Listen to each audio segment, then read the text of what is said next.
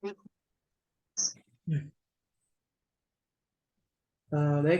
Assalamualaikum warahmatullahi wabarakatuh. Eh, Selamat siang semuanya.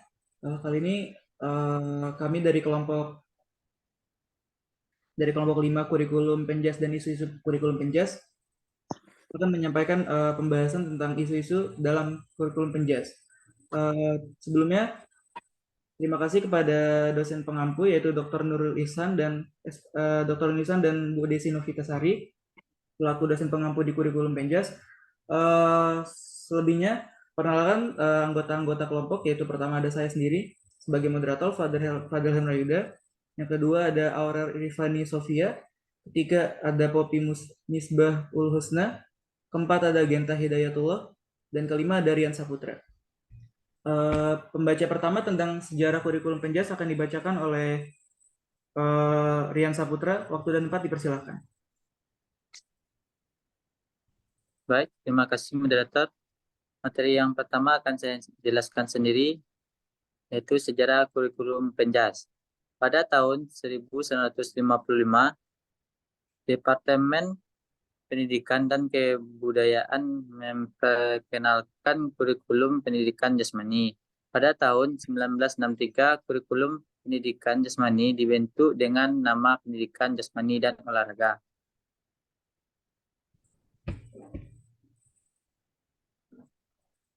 Sejarah kurikulum Penjas. Kemudian pada tahun 1984, kurikulum pendidikan jasmani berubah kembali menjadi pendidikan jasmani, olahraga, dan kesehatan. Pada tahun 1994, kurikulum pendidikan jasmani disempurnakan dan berubah menjadi pendidikan jasmani, olahraga, dan kesehatan untuk sekolah dasar dan menengah. Pada tahun 2006, kurikulum pendidikan jasmani mengalami perubahan besar dengan ditetapkan kurikulum berbasis kompetensi atau KBK. Sejak saat itu, kurikulum pendidikan jasmani telah mengalami perkembangan dan pembaharuan sesuai dengan tuntutan zaman dan perkembangan dunia pendidikan. Baik, terima kasih atas saudara Rian Saputra. Pembaca selanjutnya yaitu ada Aurel Rifani Sofia. Waktu dan tempat dipersilakan.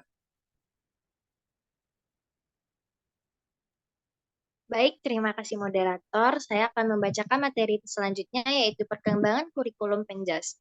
Yang pertama ada tahap penjajahan Belanda, yang kedua tahap 2006, yang ketiga tahap pasca merdeka, yang keempat ada tahap 1963 sampai 1994, yang kelima ada tahap yang terakhir ada tahap terkini. Selanjutnya yaitu evaluasi.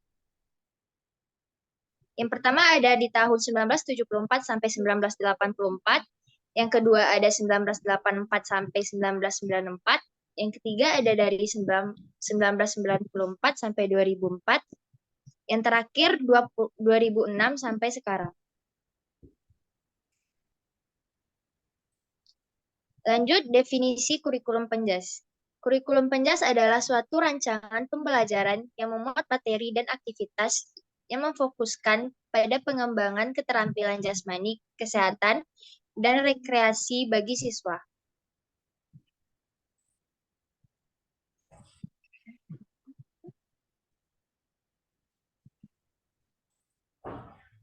Selanjutnya, tujuan kurikulum Penjas. Tujuan kurikulum Penjas adalah membentuk siswa menjadi individu yang sehat secara fisik, mental, spiritual melalui pengembangan keterampilan jasmani, kesehatan, dan rekreasi. Baik, terima kasih atas pembacaan materi dari Aurel Rifani Sofia. Pembaca berikutnya yaitu dari Poppy Misbah Ul Husna. Waktu dan tempat dipersilakan. Baik, terima kasih moderator. Saya akan melanjutkan yang dari Aurel, yaitu prinsip-prinsip kurikulum Penjas. Yang pertama, holistik, relevansi, ketertiban aktif, pendekatan terpadu, pembelajaran berkesinambungan, dan kemitraan dan inklusi.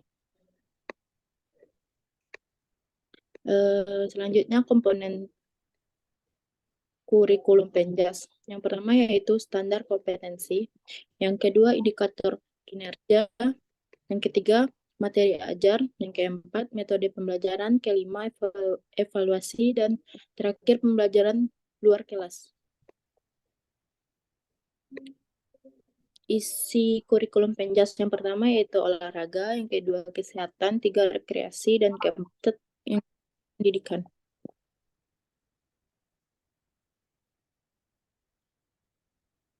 Implementasi kurikulum Penjas.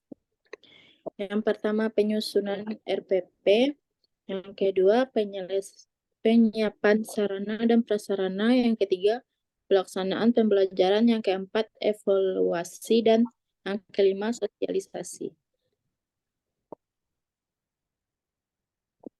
Isu-isu kurikulum Penjas: kurangnya dukungan pemerintahan, yang kedua kurangnya dukungan orang tua, yang ketiga kurangnya kualitas guru, yang keempat kurangnya minat siswa, yang terakhir kurangnya kesadaran masyarakat.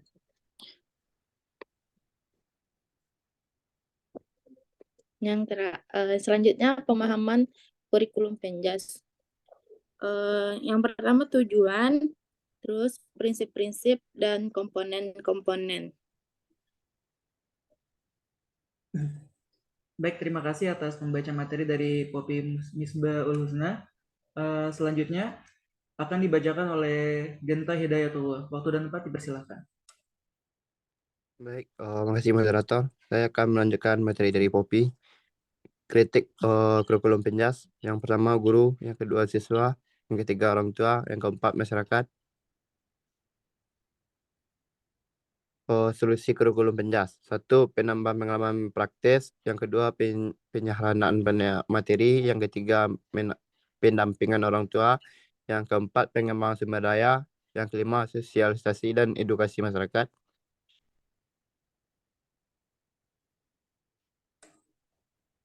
Kesimpulan, kurikulum Penjaskes memegang peran penting dalam membentukkan karakter dan kualitas siswa dan melalui pendidikan olahraga dan rekreasi. Sekian, saya berikan kepada moderator. Baik, terima kasih atas saudara Genta Hidayatullah. Saya rasa hanya itu yang dapat kelompok kami sampaikan tentang kurikulum Penjas dan isu-isu kurikulum Penjas. Kurang lebihnya mohon maaf. Saya akan tutup presentasinya. Wabillahi taufiq wal hidayah. Wassalamualaikum warahmatullahi wabarakatuh. Waalaikumsalam warahmatullahi wabarakatuh.